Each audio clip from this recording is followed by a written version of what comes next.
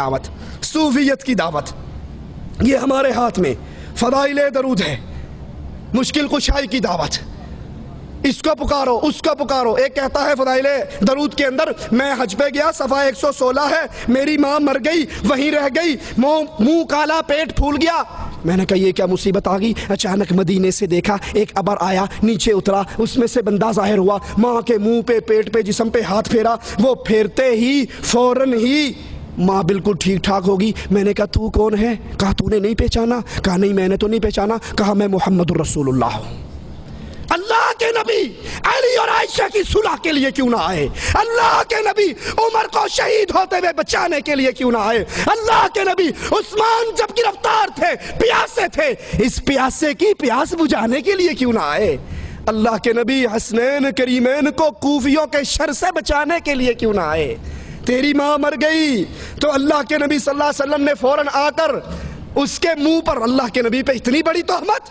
عائشہ فرماتی ہیں عورت بیعت کرنے کے لیے آئی، پردے کے پیچھے سے ہاتھ آگے کیا، آقا کی نظر انگلی کی پوریوں پہ پڑی، کہا عائشہ اس سے کہو ہاتھ پیچھے کرے، محمد نام محرم عورتوں کی انگلیوں کو دیکھنا بھی برداشت نہیں کرتا۔ اور ظالم اتنی بڑی رسول اللہ کی توہین کہ اللہ کے نبی علیہ السلام نے اس عورت کے منہ پہ، پیٹ پہ، جسم پہ ہاتھ پھیرا۔ اور وہی صوفیت کی بات، رہبانیت کی دعوت اس کتاب نے کیسے پیش کی؟ یہ دیکھیے ہمارے ہاتھ میں 356 صفحہ ہے، فضائل اعمال ہے۔ کہتے ہیں عبد الواحد مشہور صوفی ہیں، ایک روز نیند کا اتنا غلبہ ہوا، سو گئے، رات کو خواب آیا، خواب کے اندر وہی ایک حسین و جمیل خوبصورت ریشمی لباس میں لپٹی ہوئی لڑکی نظر آئی، کہنے لگی تو سو رہا ہے، فکر کر میرے لیے، بھاگ دوڑ کر اٹھے، اور اٹھنے کے بعد قسم اٹھا کر کہا آج کے بعد کبھی نہیں سوؤں گا، اور 40 سال تک عشاء کی وضو سے فجر کی نماز پڑھتے رہے۔ رسول اللہ کے پاس 3 صحابہ آئے تھے، تفصیل کا وقت نہیں، اور یہی قسم کھائی تھی، ایک نے کہا رات کو نہیں سوؤں گا، ایک نے کہا افطار نہیں کروں گا، تیسرے نے کہا شادی نہیں کروں گا۔ نبی نے پکڑ کر کہا تم میں سب سے اللہ سے ڈرنے والا میں ہوں، سنو یاد کرو، من رغب عن سنتی فلیس منی، جس نے میری سنت کو چھوڑا وہ مجھ میں سے نہیں ہے۔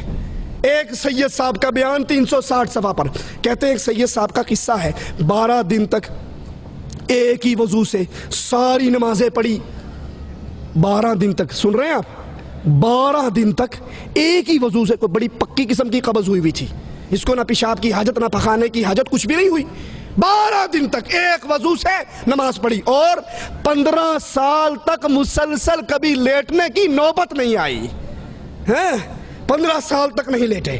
اور صفحہ 382 پہ ایک اور بزرگ کے بارے میں کہتے ہیں، ان کے پاس ایک مرید آیا، انہوں نے فجر کی نماز پڑھی، فجر کی بعد نفل شروع ہو گئے، نفل لے کر ظہر تک پڑھتے رہے، ظہر کی نماز پڑھی، ظہر کی نماز کے بعد پھر نفلوں میں شروع ہو گئے، عصر تک نفل پڑھتے رہے، عصر کی نماز پڑھی، اس کے بعد دعا میں مشغول ہو گئے، اس سے فارغ ہوئے، مغرب کی نماز پڑھی، مغرب کے بعد نفلیں شروع کر دی، پھر عشاء کی اذان ہوئی، عشاء کی نماز پڑھی، یہ بیٹھا رہا بیچارہ انتظار کرتا رہا، عشاء کے بعد نفلیں شروع کر دی، پھر صبح ہوگی، صبح کی نماز پڑھی، صبح کی نماز پڑھنے کے بعد ذکر شروع کر دیا، بیٹھے بیٹھے آنکھ لگ گئی تو فوراً آنکھ کھول کے کہتے ہیں استغفر اللہ، اس آنکھ سے اللہ کی پناہ جو نیند سے بھرتی نہیں ہے، یہ نماز پڑھتا رہا یا سوتا رہا ہے۔ یہ دعوت رسول اللہ صلی اللہ علیہ وسلم کی دعوت نہیں۔ اللہ کے نبی زینب کے گھر میں آئے، لٹکی ہوئی رسی کو دیکھا، کہا کیا ہے؟ کہا جب زینب تھک جاتی ہے پھر زینب اس کا سہارا لے کر، اس کا ٹیک لے کر، اس کا ٹیک لگا کر پھر نماز پڑھتی ہے۔ کہا اس کو کھول دو اور اس کو سنا دو، جب وہ تھک جائے تو اس پر اس کے جسم کا حق شروع ہو جاتا ہے۔ فرماتے ہیں